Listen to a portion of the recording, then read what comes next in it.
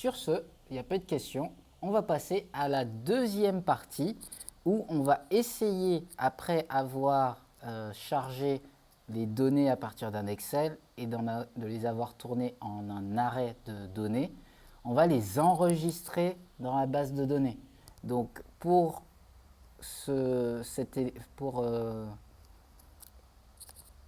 ici, je crois qu'on a 700 entrées d'un coup, comme ça.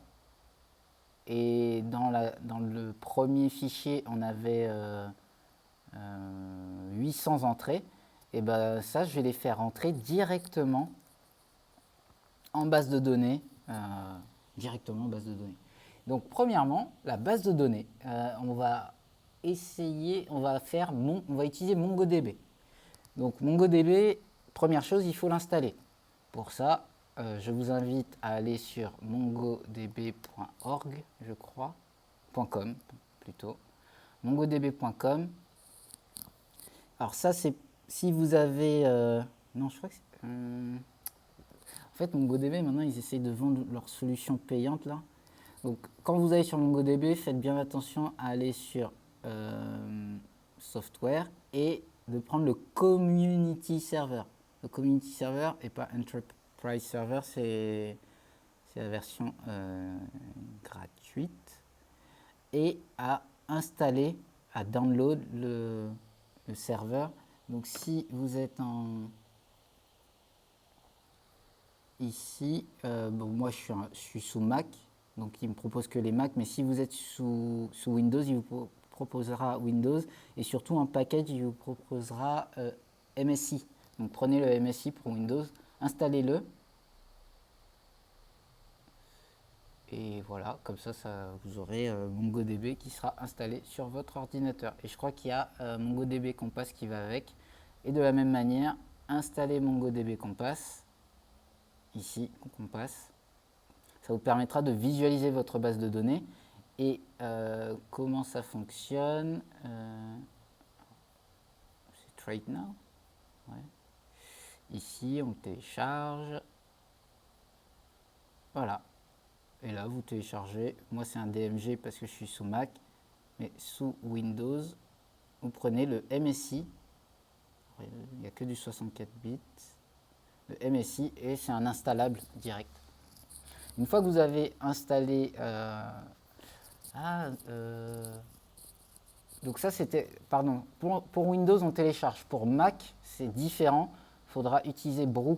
Donc, il faudra installer Brew déjà. Donc, install Brew. Je vous dis très rapidement. Je vous invite à MongoDB. Donc déjà, il faut installer Brew si vous ne l'avez jamais fait. Il faut ouvrir une ligne, un terminal et paste, enfin coller ce code et taper à entrée. Ça prend un peu de temps. Ça va tout installer. Une fois que c'est fait, il y a une deuxième partie dans MongoDB uniquement pour Mac. Brew install MongoDB community. Normalement, si je fais ça, il va me permettre d'aller directement sur la bonne page, parce qu'il y a plein de manières différentes de le faire. Ouais, exactement. C'est ici. Vous tapez brew tap MongoDB brew, et ensuite brew install MongoDB community, la version actuelle. Donc ici c'est 4.4, mais peut-être que si vous regardez ce live, ce replay beaucoup plus tard, ça sera une autre version. Le tap, en fait, c'est pour ajouter le répertoire MongoDB à Brew, parce que par défaut, il n'y a pas MongoDB dans Brew. Et après, une fois qu'il est ajouté, il peut l'installer. Et une fois que vous avez fait ça, vous aurez accès à des lignes de commande. Donc ici, ce que je vais faire, c'est que je vais créer une base de données. Donc je vais faire mkdir et je vais créer la base de données à l'extérieur de mon dossier actuel. Donc si vous regardez ici, vous voyez, NoteDB et data à l'extérieur de mon dossier de travail. Et une fois que j'ai mon data, je vais faire mongod-db pass est égal, et là je reviens exactement à l'endroit de mon dossier, et là il va commencer à créer ma base de données dans ce dossier. Donc là, je laisse ce terminal tourner, ma base de données elle est connectée. Tant qu'on n'a pas créé une base de données qui tourne, on ne peut pas se connecter à cette base de données et aller dedans. Donc, une fois que j'ai fait ça, je vais ouvrir mon MongoDB Compass Community et je vais me connecter à cette base de données. Vous allez voir, il va y avoir que 3 collections dedans parce qu'elle est vide. Et on va commencer à la regarder vide et on va ensuite la voir pleine. Donc, ça va être cool. Et donc, voilà. Bon, ça prend un petit peu de temps. On va passer à autre chose. Ça va s'ouvrir tout à l'heure. Et maintenant qu'on a fait ces deux choses-là, la chose suivante, c'est qu'on va mettre ce code de côté. On va y revenir tout à l'heure parce qu'on va en avoir besoin. Super. Donc, il se connecte. Super. Et là, j'ai rien. Enfin, j'ai rien. Ça, c'est par défaut. Vous l'aurez tout le temps. La table admin, config, qui sont nécessaires. Vous ne les touchez pas, vous ne les effacez pas. Ça, elles vous servent à administrer votre serveur si vous avez ajouté des droits, des gens qui peuvent rentrer dans votre base de données. Mais là, on est en local, il n'y a que moi qui peux y accéder. Elle est protégée par design, par le fait qu'elle soit derrière mon ordinateur. Personne sur Internet peut y accéder. Donc là, on est bien. Donc, première chose, c'est qu'on va charger un module pour entrer des informations dans une base de données. Donc là, il y en a plusieurs. Je pense qu'on va... Je vais utiliser MongoDB ou Mongoose. Oh, c'est mieux Mongoose. MongoDB, c'est un peu pour les hardcore. Mongoose utilise MongoDB et fait des choses qui simplifient un peu la vie. Donc, on installe Mongoose et on va charger Mongoose qui va donc const mongoose require mongoose. Et Mongoose, ce dont il a besoin, c'est déjà de se connecter. Donc mongoose.connect. Et connect à quoi? Donc premier paramètre, c'est le... donc si on va sur la documentation, Mongoose. Ici, donc là, c'est exactement ce que je viens de télécharger. On va fermer ça ici. On a la documentation sur mongoosejs.com. C'est un peu plus... beaucoup plus détaillé d'ailleurs, mais on peut commencer avec ça, c'est pas mal. Voilà, pour se connecter, donc ici à await, ça veut dire que c'est une promesse. Nous, on ne va pas utiliser le await. Donc, on se connecte avec le localhost et la base de données. Alors moi, j'aime pas trop, il ne met pas le port.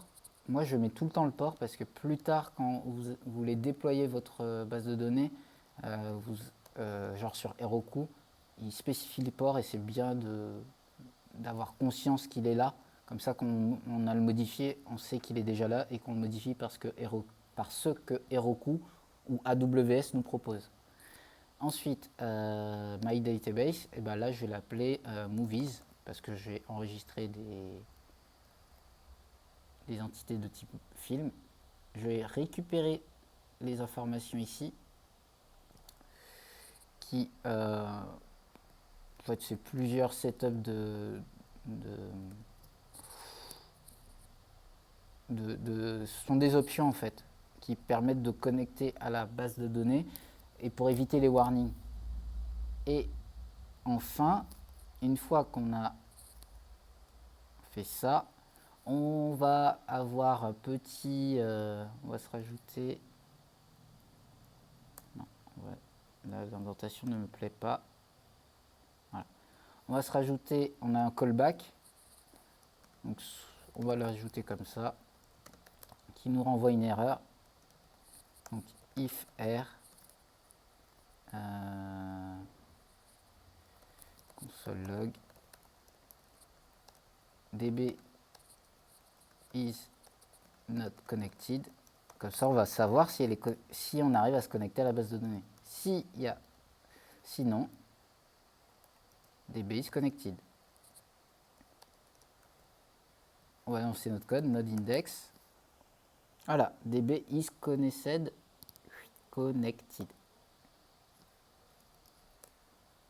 Voilà, on est connecté. D'ailleurs, regardez, je vais faire exprès d'arrêter ma base de données. Là, je viens de l'arrêter. Je relance. Enfin, j'arrête le code et je relance. Et là, en fait, il ne répond pas tout de suite. Il est en train de tourner parce qu'il va me faire un timeout de 30 secondes. Et dans 30 secondes, il va m'afficher une erreur. Donc pendant ce temps-là, on va laisser l'erreur s'afficher. Pendant ce temps-là, une fois qu'on s'est connecté à la base de données, la deuxième chose qu'on va faire, c'est qu'on va créer un modèle qui va accéder à la base de données. Là, le modèle, c'est blog post. Moi, mon modèle, il va être différent. Ça va être une entrée d'une personne, en fait. Donc, voilà, db is not connected. J'ai un problème avec ça. Hop. Donc, maintenant, on a prouvé que c'était pas connecté. D'ailleurs, en général, si j'ai récupéré l'erreur, on met virgule erreur pour afficher l'erreur exactement. Mais là, l'erreur, c'est que la base de données connexion est refusée parce que la connexion n'existe pas en vrai. Donc là, je relance ma base de données. D'ailleurs, je n'ai pas montré, j'en profite de vous montrer. Si on fait un ls, donc on liste tous les fichiers dans le dossier data, on va voir des dossiers des choses qui apparaissent, choses que je n'avais pas du tout créées. Moi, j'ai juste créé un dossier vide. Depuis que j'ai lancé mon GoDB dedans, il a créé tout ça à l'intérieur. Donc, maintenant, on a lancé notre base de données, on est bien. On va créer notre modèle personne qui va être un new. Alors, ici, on a const schema qui est égal à mongoose.schema avec un S majuscule qui est un objet. Et on attend dans le schéma d'une personne toutes les informations qu'on a vues tout à l'heure qui vont être title, qui va être le titre du film qui sera un string, character, qui sera aussi un string, et release date, underscore date, qui sera lui une date.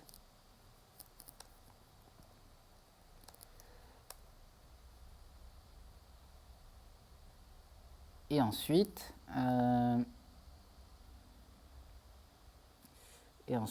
une fois qu'on a le release date, l'autre c'est person.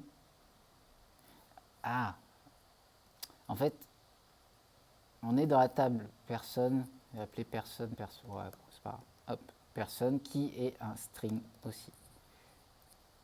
Voilà. Donc là, on a défini notre table, notre modèle, qui est la collection ou une table en MySQL. Mais là, c'est pas du tout une table, c'est une collection. Et bien maintenant, on va pouvoir ajouter des choses à notre table. Et donc, en général, la commande la plus simple, je vais en faire un pour vous montrer comment on en fait un. Parce que là, on va faire à la chaîne. Mais j'aimerais quand même vous montrer comment on en fait un. New person, générique. Donc, je crée une nouvelle personne, new person. Et j'ai oublié autre chose. Si ce n'est pas un acteur, il n'aura pas la clé character, il aura la clé job. Voilà. Comme ça, on couvre toutes les possibilités. Donc, je crée une nouvelle personne. Donc, Génaïque qui a joué dans un film qui s'appelle Mon père ce héros. Ce n'est pas vrai, je n'ai jamais joué dans un film. Caractère, le fils, puisque c'est mon père le héros, donc je suis le fils. Et release date, il n'est pas encore sorti, on est en train de le faire le film, hein. Donc il va sortir en 2030. Le jour de mon anniversaire, le 02, donc le 30 février. Voilà. J'aurai 10 ans. Et, et personne, c'est moi, Génaïque, avec mon nom en entier, comme ça, on distingue la variable de mon vrai... Enfin, comme ça, c'est juste pour vous dire qu'on ne met pas d'accent dans un nom de variable. C'était juste pour dire ça. Donc là, je crée une personne et ensuite, je vais avoir... Donc j'ai une instance de personne. Cette personne n'est pas encore dans la base de données. Donc j'ai une instance de personne qui va accéder. Et personne, avec un P majuscule, c'est mon modèle qui accède à la base de données. Donc maintenant, je peux faire generic.save, qui est une instance de personne, qui attend, qui est une promesse. Et sur ma promesse, si ça arrive ici, je fais person.db ou generic.db. Et là, je fais console.log de generic.db pour voir ce que ça me retourne. Node index, person is not a constructor. Ah oui, j'ai créé un schéma. Donc person schema, pardon, ça c'est le schéma. Ou tout simplement personne et une autre manière de faire. Moi, ce que je veux, c'est créer un modèle. Donc créer le modèle et le modèle attend le schéma. Donc const mongoose modèle. Premier paramètre, c'est le nom du schéma. Deuxième paramètre, c'est le schéma qu'on vient d'écrire. Donc c'est bon. Voilà. Et là, je viens d'ajouter quelque chose dans la base de données. Donc on rafraîchit. Movies qui vient d'être créé. Super. People. Ah oui, parce qu'il est intelligent, Mongoose, en tout cas pour les mots anglais. Il sait que person, le pluriel, c'est people. Donc il a déjà traduit au pluriel. Et là, il a bien ajouté un film. Et regardez, il ajoute deux choses. Le ID, underscore ID, ça c'est Mongoose, c'est MongoDB qui rajoute ça automatiquement.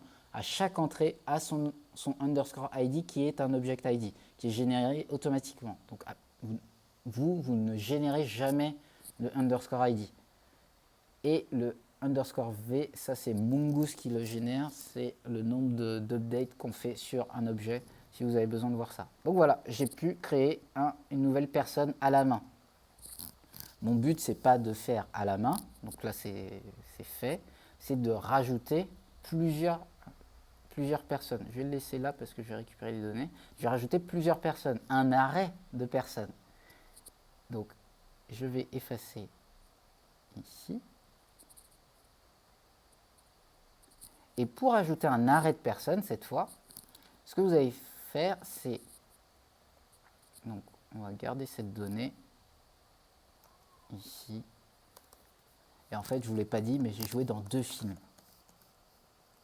Donc, voilà. Aujourd'hui, je vais vous annoncer quels sont ces films. Attendez, je réfléchis, que je me rappelle du nom des films dans lesquels j'ai joué.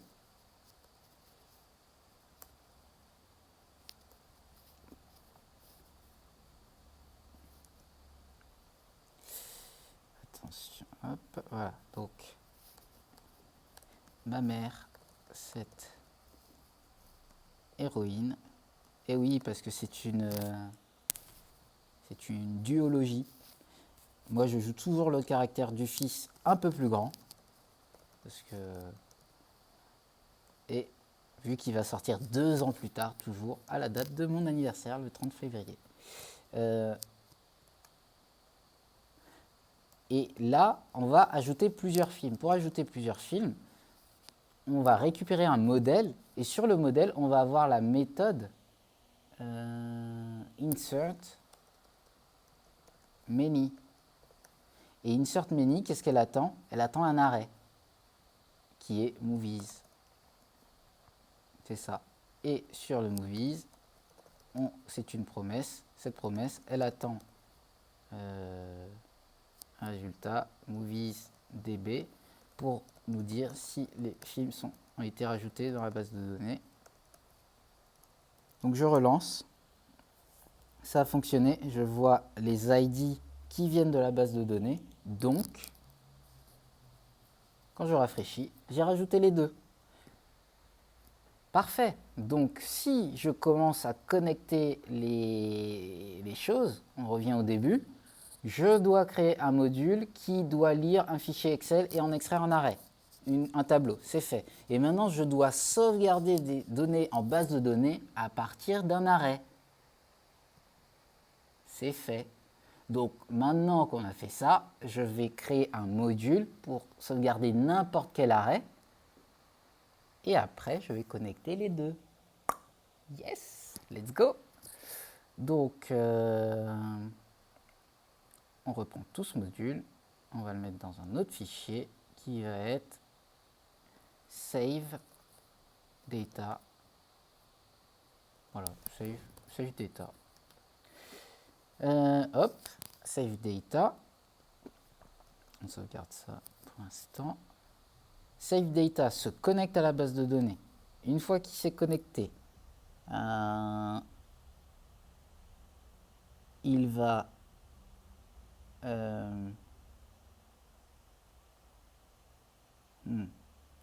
bon, on va faire un truc propre, mais je suis en train de penser à un truc, des erreurs possibles. Donc, il va récupérer les movies. Et en fait, moi, ce que je veux, c'est créer une fonction const save data, comme d'habitude, donc une fonction, qui attend pour paramètre movies, la liste. Ouais, c'est la liste des films avec des acteurs en fait dedans. Donc la liste des films. Et une fois que j'ai ma liste de films, bah, j'appelle person movies. Ok.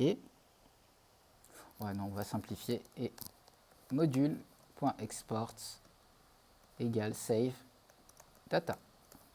Voilà. Donc dès que j'appelle movies, il appelle insert many. Sauf que le movies là, je le veux pas. C'est pas lui que je veux. Je veux qu'il vienne de l'extérieur. Donc, d'ailleurs, mon movies, ce que j'ai pas précisé, donc je vais faire un return parce que c'est une promesse et je vais pas. Comme ça, je reste dans une promesse. Super.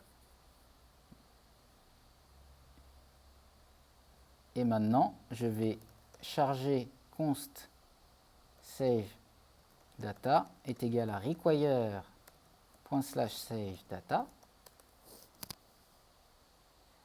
On va prendre des nouveaux films, Batman, Bruce Wayne, 2008, Batman The Dark Knight. Et la personne qui le joue, c'est comment il s'appelle, American Psycho, Christian Bale, qui est british. Ensuite, title Superman, character Clark Kent, Superman, qui est sorti. J'oublie le Superman de DC avec Zod. Bon, je ne sais plus à quelle date il est sorti. Et lui, le gars, c'est Henry Cavill. Super. Salut HTP Progress, ça va? Ah, merci pour le follow. Tu gères, mec. Enfin, je suppose que t'es un mec, je sais pas. Tu m'enverras tes pronoms sur le chat. Donc, Henry Cavill, hop, on a les movies. Et maintenant, je fais save data. Save data, les movies. Et là, je peux, vu que j'ai récupéré, ça a retourné la promesse, je peux faire, donc ici, récupérer la promesse. Et vu que c'est une promesse, allez, on y va direct. Je fais une fonction auto-appelée. Si vous je l'ai fait dans les derniers, je l'ai expliqué dans le dernier, live. Donc une fonction auto-invoquée, self-invoked function, que je rends asynchrone pour pouvoir faire du async await et await et pas away. Et là, je fais movie db. Oh non, j'ai pas besoin en fait. Save data directement avec les movies qui sont là. Donc normalement, je lance ce code node index. Il s'est connecté à la base de données et une fois d'ailleurs, une fois qu'on...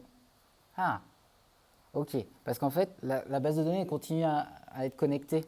Donc, il y a un truc que j'ai oublié de faire, c'est qu'une fois qu'on a fini de sauvegarder les données, et en fait, on va pas return... on va pas le return. Ce qu'il va faire, une fois qu'il a sauvegardé, on va faire mongoose.connection.close. On va fermer la base de données. Parce que sinon, le code il continue à tourner. Et en fait, ça a fonctionné. Enfin, je suppose. Et en effet, ça a fonctionné. Ça a ajouté les deux. Donc là, on a fait exactement la même chose, sauf qu'on a exporté notre code dans un autre module.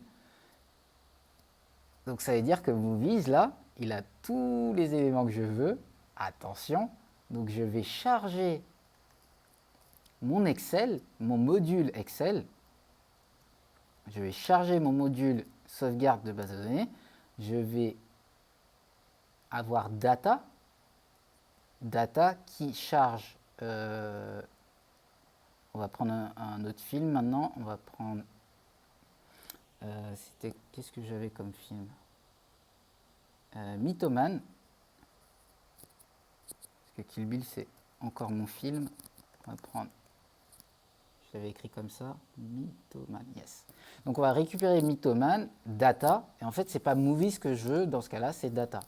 Et là, je commence à récupérer un fichier dans mon Excel et à le faire entrer dans la base de données. Rappelez-vous, on avait énormément de données. Et donc, on va voir comment on va faire pour en rajouter autant. Et en fait, je suis quasiment sûr que ça va fonctionner. À moins... Ah, peut-être que si... il y a 800 données, ça fait peut-être beaucoup.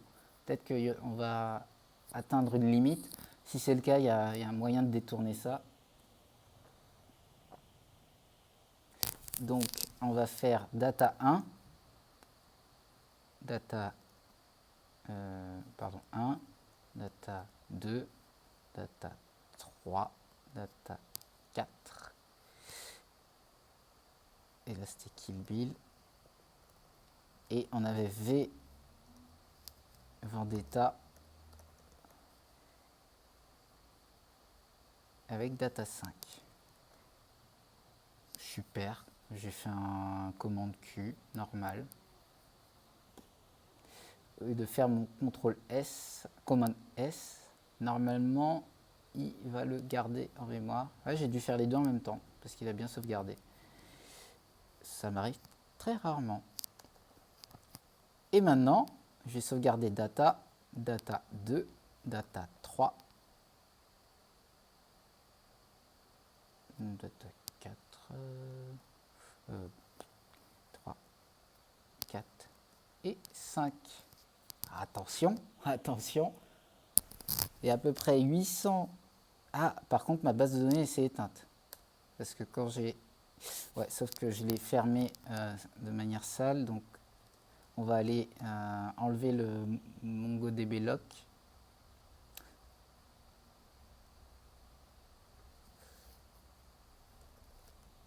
On va juste vérifier qu'elle est vraiment fermée. Parce que des fois... Ouais, non, en fait, elle tourne avec un process fantôme. Bon, bah elle tourne. C'est juste que j'ai un process fantôme parce que je l'ai fermé un peu sale sans faire exprès. Bon. Attendez, on va vérifier si elle tourne vraiment. Node, index.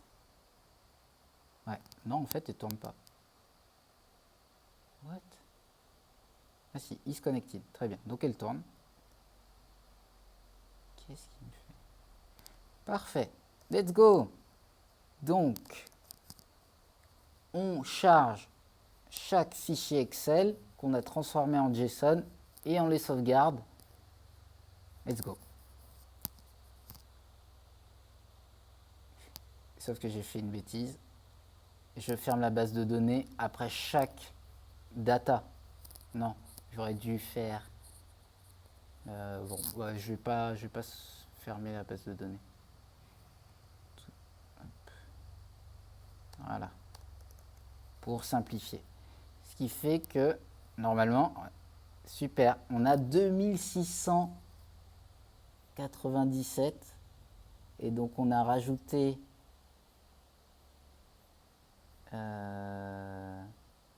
plein de films. Est-ce que c'est le total des 5 films?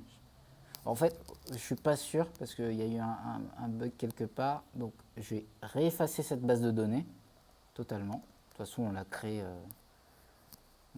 on vient de la créer.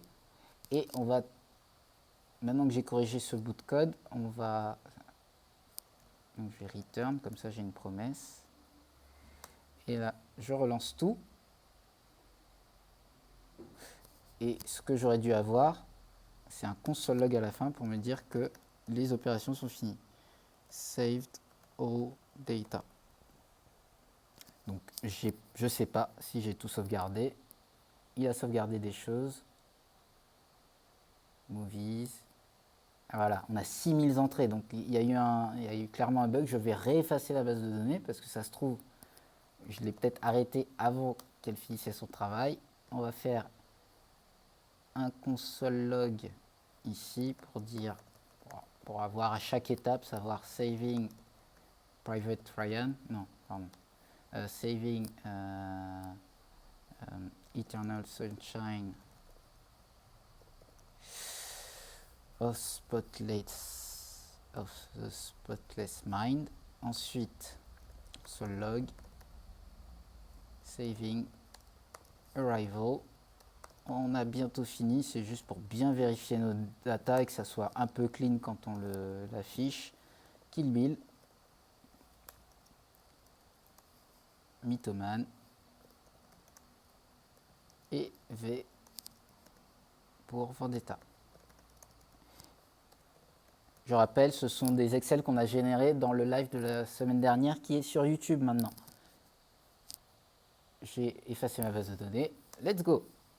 Et là, il va m'afficher les uns après les autres. Voilà. Ok, c'était relativement rapide, c'est bon. Super. Toutes les données sont sauvegardées. Et là, on a atteint le vrai compte. Mais je pense qu'on est à 6000 en fait. Ouais, c'est ça. Il avait déjà sauvegardé tout. C'était relativement rapide. Et voilà comment je viens de sauvegarder 6000 entrées dans la base de données qui viennent de notre Excel de la semaine dernière. D'ailleurs, vous pouvez directement les récupérer en ligne aussi, de manière dynamique, et les faire entrer dans une base de données. Là, on a fait une étape de transition avec le fichier Excel, mais vous pouvez reprendre le live d'avant et vous amuser à partir de données en ligne, à les enregistrer dans la base de données. Ça peut être aussi très cool. Ou ça peut être aussi un live pour une prochaine fois. Another day, another time. Sur ce, on est bon, tonton. On a terminé. Ah non, alors, on a terminé, c'est cool, mais il y a un truc qui manque par contre. Il y a un truc qui manque, c'est le fait... ok, ici, je vais exporter un objet qui va avoir deux choses. Le save data et le query. Get data. Search data. Voilà. Cette fonction search data, qu'est-ce qu'on va faire avec? C'est qu'on va commencer à faire des requêtes parce que c'est super cool. On a récupéré, on a fait rentrer plein d'informations. Mais ce qui serait cool, c'est de savoir tous les films qui ont été dans notre liste, qui ont été faits en 2003, par exemple. Ici, il y a 2003. Tous les films qui ont été faits en quelle date? Parce que maintenant qu'on est dans une base de données, l'intérêt, c'est déjà qu'elle soit sauvegardée, certes, mais surtout qu'elle soit queryable, qu'on peut faire des requêtes, qu'on puisse faire des requêtes dessus. C'est quoi le YouTube? Attends, ben, je t'envoie le lien.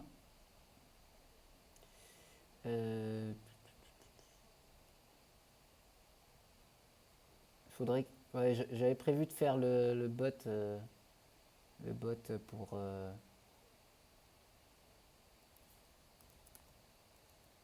pour avoir un petit message et comme ça affiche le YouTube directement. Ouais, bah, la partie que je suis en train de vous montrer, ouais, quoique, je sais pas si la partie que je suis en train de montrer là tout de suite, je vais la laisser dans la vidéo. Donc, on reprend. Donc, je crée mon search data. Et mon search data, lui, ce qu'il va faire, c'est qu'il va récupérer, je choisis un filtre, ouais, les films à partir d'une date. Donc, on va créer une requête search data by date. Voilà, comme ça, la fonction, elle est claire.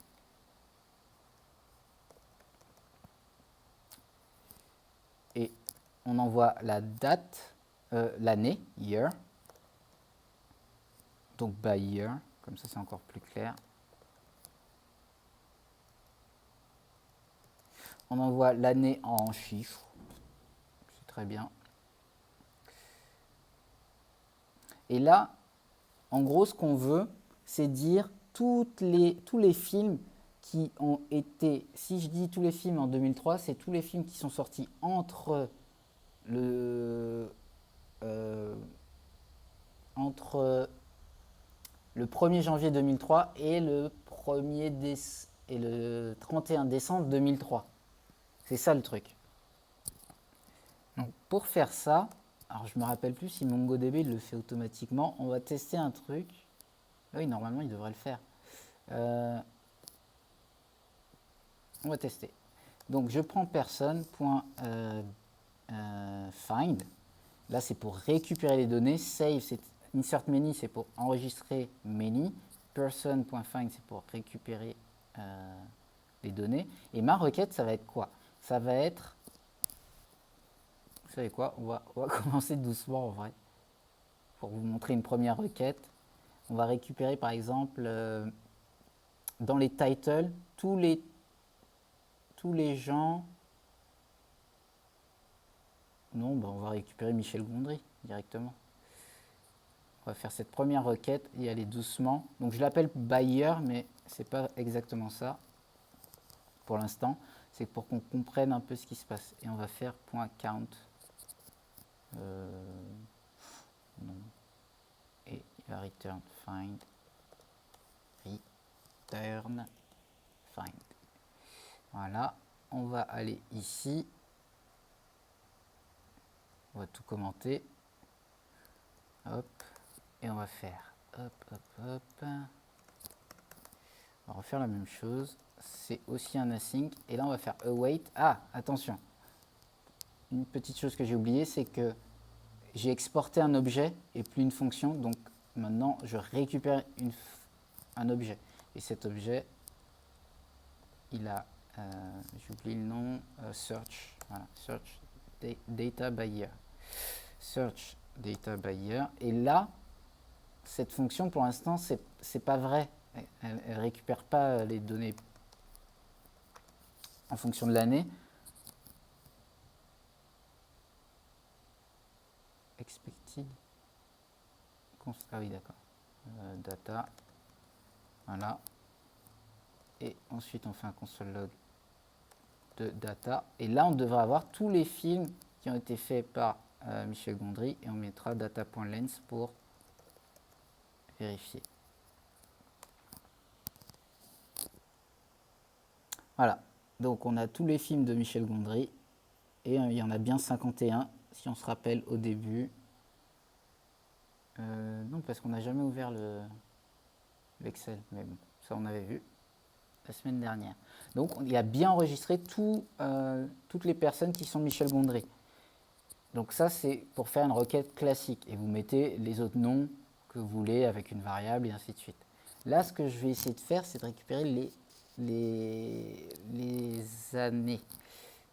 Donc pour ça, il faut que je fasse une requête qui va faire... alors je ne sais plus comment on fait ça. Mongoose. Tout simplement Mongoose. Query find by date. Query. Working with. C'est encore mieux.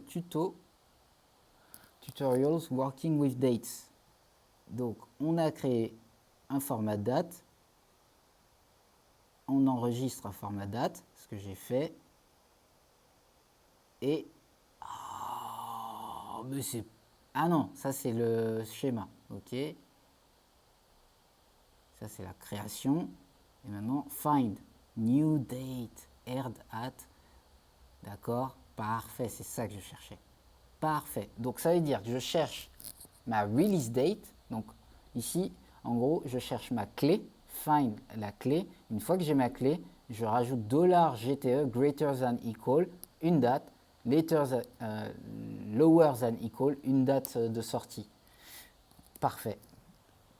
Parfait. Donc, ça veut dire que à partir du... Donc, je cherche dans le release date, deux points objet, je fais un $GTE greater than equal, donc plus grand ou égal à 2003, 1er janvier 2003, donc year, $year, donc la variable, tiret 0, 1, 0, 1, voilà, virgule, $LTE, lower than equal,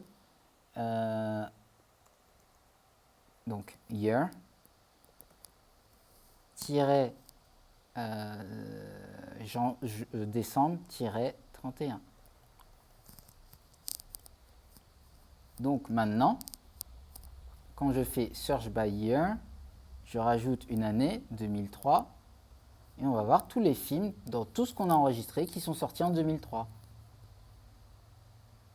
Je crois.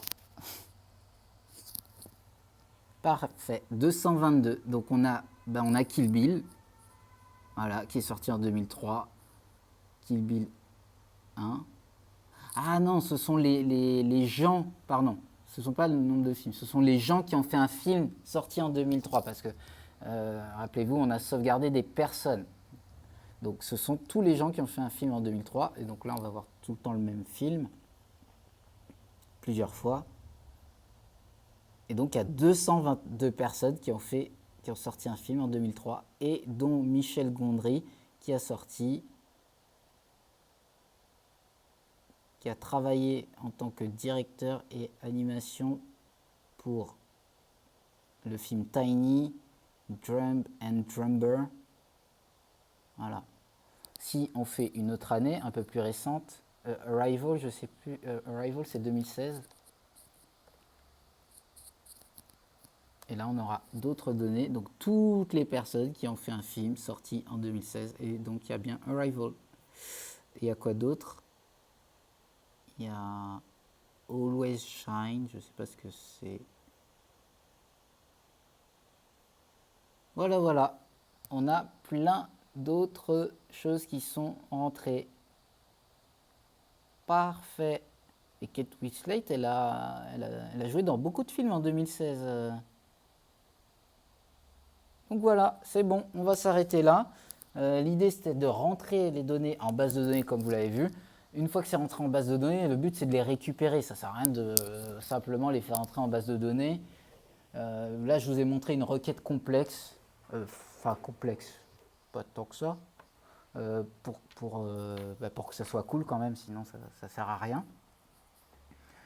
Donc, comme d'habitude, je vous invite à revoir la première partie. Essayer de récupérer un fichier Excel. Et là, cette deuxième partie qu'on a fait ensemble, d'enregistrer un tableau dans une base de données et bien sûr de récupérer ces données. Donc je pense qu'avec ça, vous avez pas mal de choses à faire. Comme d'habitude, si vous testez dans votre coin, n'hésitez pas à m'envoyer votre code et moi je fais une review en live devant tout le monde pour vous aider à vous améliorer dans votre code, si je peux en tout cas. Et la semaine prochaine, on se voit pour faire du front. On va voir de l'interface enfin. Ça fait beaucoup de nodes là, ça fait 3 semaines de nodes. On va voir de l'interface et on va afficher des données. On va afficher des points sur une carte, sur la carte de France. Voilà. Et comme je disais aussi, je vais mettre une newsletter bientôt. Donc ceux qui veulent y rentrer, n'hésitez pas à me dire. Et enfin, dès demain, vous trouverez ce replay sur YouTube. Donc, on va s'arrêter là. Merci à vous pour votre attention. Je vais le redire. Merci à vous pour votre attention. Et à bientôt. Merci.